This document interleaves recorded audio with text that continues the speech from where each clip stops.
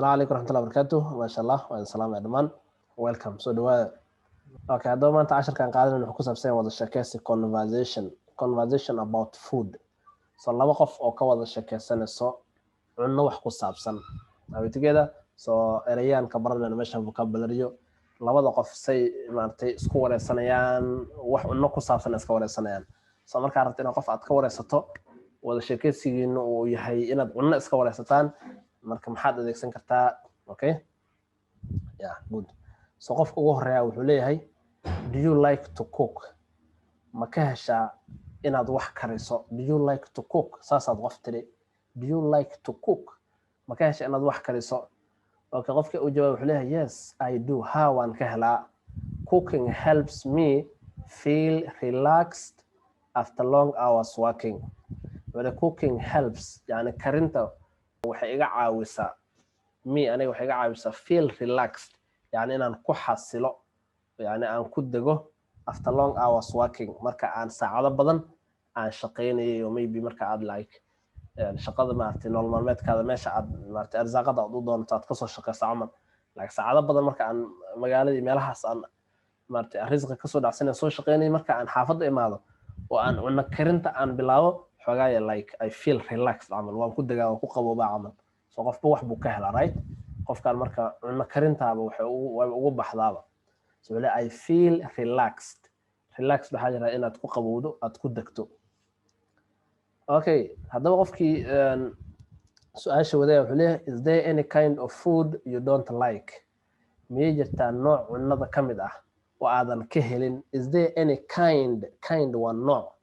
ama type waxaad tiraahdo is there any kind of food you don't like miyay jirtaa nooc cunnada ka mid ah oo aadan ka helin okay wuu u jawaabay wuxuu leeyahay I don't really like fried chicken I don't really like aniga kama helo fried chicken yani doorada maaragtay la saloolay oo la fry gareeyay fried waxaa yiraahdaa maaragtay midda la saloolo oo dabka lagu dubo waxaa yiraahdaa fried yani tanbiih lagu kariyo maxan laakiin midda la saloolo dabcan fahmaysan oo so which is very high in fat wala taasoo maartay saliid badan sida ta which is very high in fat wala dooradaasoo yani sida ta baruur badan yani fat badan okay yani xayr badan leh taas kama helo dhahay okay su'aal kale la weydiiyay waxa lagu yiri do you eat out or cook at home do you eat out yani cunada ma dibadda aad ka soo cuntaa maqaayad waxa smiyaad aadaa or cook at home isa gurigaad ku karsataa do you eat out cunada ma dibadda u doonataa meelahaas ka soo gadataa oo meelahaas ma ka soo cuntaa or cook at home isa xaafadaad ku karsataa okay wuxuu leeyahay I usually cook at home I usually cook at home badana xaafada ku karsadaa sometimes when I am busy laakiin mararka qaar marka aan mashquulsanahay I go out to eat dibadda ayaan u baxaa si aan u soo cuno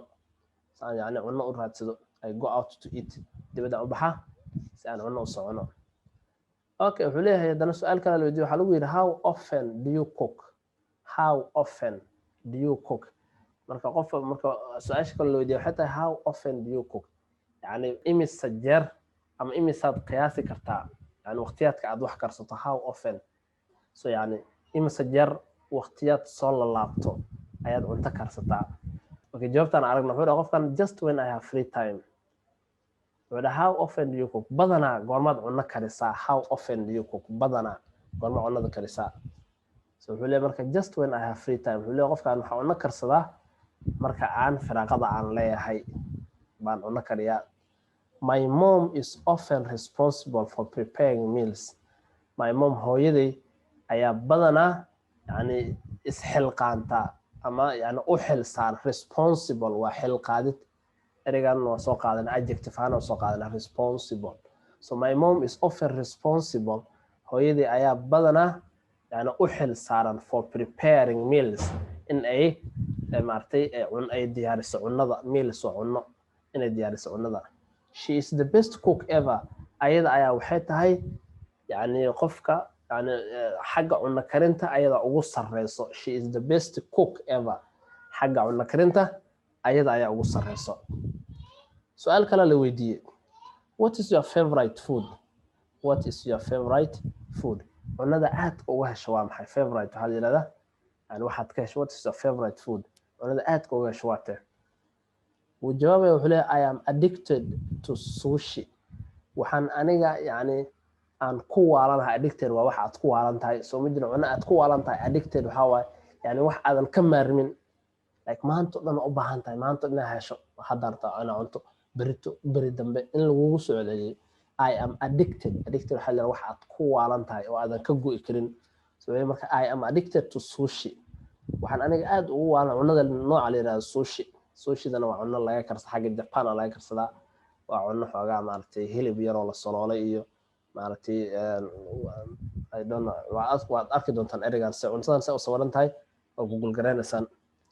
I can eat sushi every day wuxuu leeyahay sushi cunada la yiraahdo maalin walba aan cuni karaa okay and that's why aad uga that's why aad u jecel yahay okay su'aasha ugu dambaysa la weydiiyo waxa lagu yiri is it western or asian cuisine eraygaas loo dhawaaqaa wuxuu leeyahay marka sushigaas baa wax laga sii weydiin wuxuu is it western cunada sushi la yiraahdo ma cunno maarta xagga galbeedka laga isticmaalaa or asian cuisine mise waa cunno maarta xaggaasi Aasiya laga cuisine waa nooc cunnada kamid ah waa type of food cuisine okay yeah cuisine waa food amal waa